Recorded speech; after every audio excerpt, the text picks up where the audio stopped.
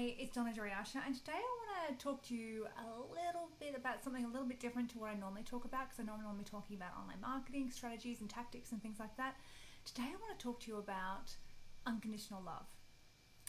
It's something I've been thinking about a lot lately, and I want to share it with you because not only will unconditional love make you happy in your life, but it will also make you more successful in your life and in your business if that's what you choose.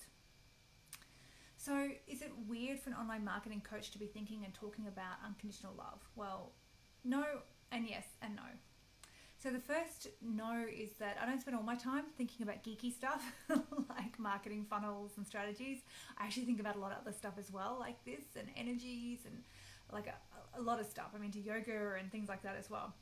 The yes is that I would think about this and then choose to share it with my online tribe and not just my friends and family. And then the no, the final no, is because thinking about unconditional love and why I'm sharing it with you, like it's made me start to see how important it is for us in our online businesses or in businesses in general, right? But because I talk about online businesses, and how if we can learn to adopt unconditional love in our everyday practice, not only will we'll be happier, but we'll be more successful as well. So what is unconditional love? Well, Wikipedia says it's affection without limitations or love without conditions. So that's the analytical of what unconditional love is. So I interpret it as love given freely without any expectations from the person in return. So there are no exceptions to that love. There are no unspoken arrangements of when that love will be given or when it will be taken away. And there's no dialing up and down of that love depending on the current situation and how we feel about the other person's actions at that time. It is love given purely and simply no matter what, like a light that once turned on will not dim or go out. So that is my interpretation of what unconditional love is like. So I used to think that my relationship with my other half would be stronger if I always had his best interests ahead of mine and vice versa. And I had a name for it. I called it the bridge of love. And I can remember, we've been together for 24 years now. I can remember, when we first got together and how frustrated I would be. And I would be like, if I think about you before me and you think about me before you, then we have a bridge of love. And I believed that until very, very recently. I believed that would be the way, the best way for our relationship, and I would be unhappy that really what our bridge of love looked like was that most of the time, right? But now I realize that sort of love is not really love at all. Like, doing this and expecting them to be meeting you halfway like that, it's not love at all. What it actually is expecting someone else to be responsible for your happiness, because your happiness is dependent on them meeting you halfway in that and them always putting you first, and that's not always going to happen, right? So the problem is with that is that the only person who can truly make us happy all of the time is ourselves. And if we are not capable of making ourselves happy all the time, then no one else can ever make us happy. We need to be genuinely happy within ourselves for someone else to be able to make us happy. They might be able to make us feel like we're happy, but we won't be truly happy. We need to be able to be happy no matter where we are, no matter who we're with. And most importantly, we need to be happy when we're by ourselves. So this calls bullshit on my whole bridge of love theory, right? And in fact, it makes me realize with my growing understanding of the unconditional love is that my bridge love theory was actually really just a dangerous form of codependency. Two people depending on each other to try and make each other happy, and then probably not being happy anyway, okay? So now some of you might be getting angry at me and wanting to throw stones at me at the thought that you can't expect your other half to do things to make you happy.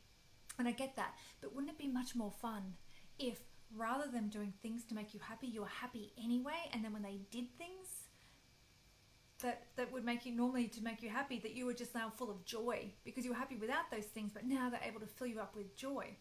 Wouldn't that be much more fun than just expecting them to make you happy?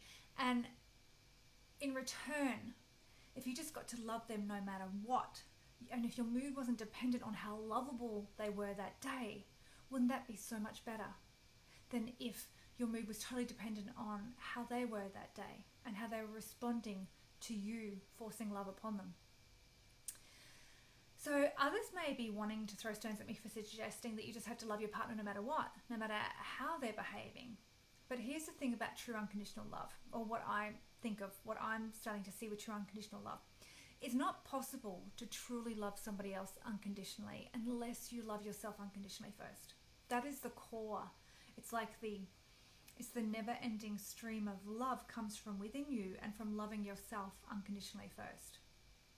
So for you to do this, for you to feel the same level of love no matter what, for your spouse, for your children, for your family, for your friends, you have to be loving yourself the same way. You have to accept who you are, all your strengths, all your weaknesses, and all your perfections, and then you have to love yourself hard. And that is the true core of where unconditional love comes from for others. If we are able to submit to loving yourself no matter what, then you have the ability to turn that energy onto others. Which also means that you have the ability to remove yourself from a situation that is not good for you, even while loving that other person. So you don't have to have fights. You don't have to get angry because this person is not making you happy. You can love yourself and be happy within yourself. And if you're in an uncomfortable or unpleasant situation, you have the power to take yourself away from that while still loving that other person. You get to draw that line in the sand and you get to say, no, I'm not willing to accept that because I love me and I make me happy and I don't need others to make me happy. And you can do that without having to experience hate. You can do that still while still loving someone. You can take yourself away and still love that other person. And if you let yourself stop and really think about that and really feel that, you'll see how powerful that is. Being able to love others unconditionally means that you'll no longer have to sacrifice yourself for their happiness, and just as they no longer have to sacrifice themselves for your happiness. It's ironic, isn't it, that true freedom in our lives and in our souls comes from relinquishing our control over everything and over others and just learning to love ourselves. So how does this help us in our businesses? Well, being able to love yourself unconditionally means that you're able to make the right choices for yourselves. You're not doing them for the wrong reasons. You're not making choices for the wrong reasons. So for instance, you might be driving yourself hard to build a business in a certain way.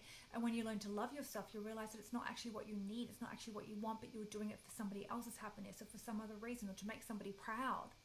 That may not actually be the right choice for you. So when you learn to love yourself unconditionally, you're able to make the right choices for you. The second way loving yourself unconditionally is going to help you in your business is because you're able to finally do the things that you need to do to become as successful as you desire. You're no longer going to be crippled by things like self-esteem. You're no longer going to have lack of confidence issues. You're no longer going to have guilt over charging people. And you're not going to have to maintain that perfect control and perfection all the time because you are able to just stand up and say, here I am in all my imperfect glory, and I can help you with your problem. You're able to step into ownership of who you really are, and you can start to grow.